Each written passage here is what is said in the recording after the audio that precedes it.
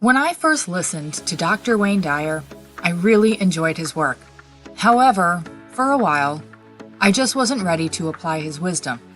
As I got older and started to wake up and go through my own spiritual metamorphosis, I noticed how many of my insights and epiphanies actually lined up with things I had heard from Dr. Dyer many years prior. As far as I'm concerned, he offered some sage advice that helped me out over time, so I'd like to share them. I think they'll do something pretty special for you. That is, if you're looking to become a more conscious and well-rounded version of yourself that thinks critically and uses discernment. Ready? Great. Let's get started. 3 valuable lessons I learned from Dr. Wayne Dyer. Number 1. When you change the way you look at things, the things you look at change.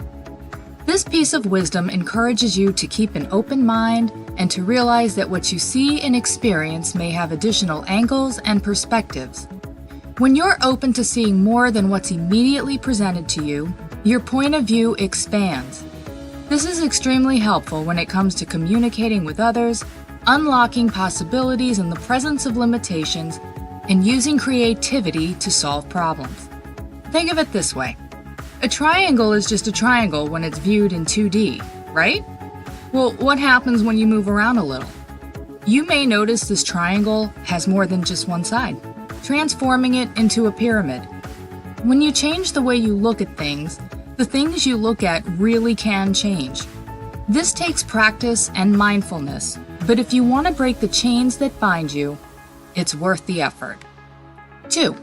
The past is a trail you leave behind. Much like the wake of a speedboat.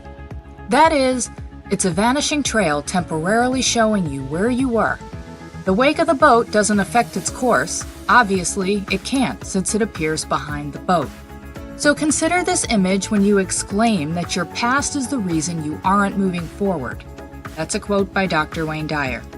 The past consists of experiences, emotions, and societal conditioning. It shapes your perspective, which influences your decisions and ultimate experiences moving forward. When the past is used unconsciously, it runs your life. But when you observe the past from a sense of curiosity and neutrality, you're in a position to question your thoughts, beliefs, emotions, and experiences. While the past can certainly be used as a great way to revisit your decisions, lessons learned, and the results of your behaviors, living in the past can be detrimental. Those days are over. They can tell you a lot about how you've reached your current circumstances, but as Dr. Dyer says, the wake has nothing to do with the present moment energy steering the ship right now.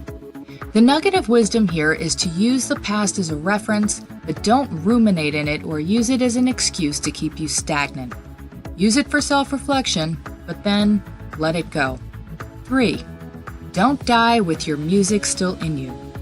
Are you aware of the gifts inside of you, just waiting to be expressed?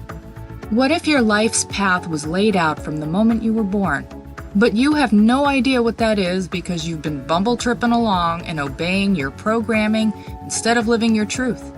To avoid dying with your music still in you, you have to be brave enough to stop relying on the good opinion of others and instead do what makes you tick. Well, as long as it's ethical anyway. You aren't here to live anyone's life other than your own.